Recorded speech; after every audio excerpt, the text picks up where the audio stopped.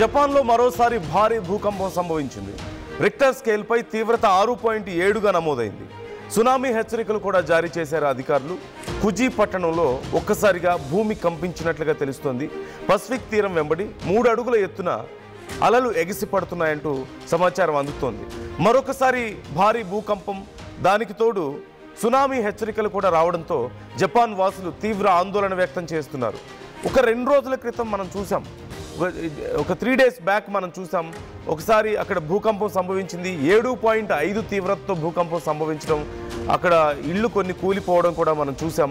మరొకసారి అప్పుడు కూడా పెద్ద ఎత్తున అలలు ఎగిసిపడ్డాయి, సునామీ హెచ్చరికలు జారీ అయ్యాయి. ఇప్పుడు మరొకసారి భూకంపం సంభవించింది 6.7 తీవ్రతతో. మరొకసారి సునామీ హెచ్చరికలు జారీ అవుతున్న నేపథ్యంలో ప్రజలు తీవ్ర భయాందోళన వ్యక్తం చేస్తున్నారు. You can see there in those visuals. ఒకసారి మీరు చూడండి భూకంప తీవ్రత ఏ విధంగా ఉంది అనేది. ఇళ్ళు, కార్లు అన్నీ కూడా షేక్ అయిపోతున్నాయి మొత్తం ఆ ప్రాంతం అంతా కూడా. బట్ అక్కడ ఇళ్ళు కానీ ఇవన్నీ కూడా అంత ఫ్లెక్సిబిలిటీతో కూడా ఉంటాయి. And it's very common there. భూకంపాలు అనేవి చాలా సాధారణమైనటువంటి విషయం జపాన్కి. కానీ 6, 7 అంతకు మించిన తీవ్రత అనేది ఖచ్చితంగా నష్టం చేసే అవకాశం ఉంటుంది. దానికి తగ్గట్లుగా కొంతవరకు అక్కడ ఇళ్ళన్నీ కూడా ఉంటాయి.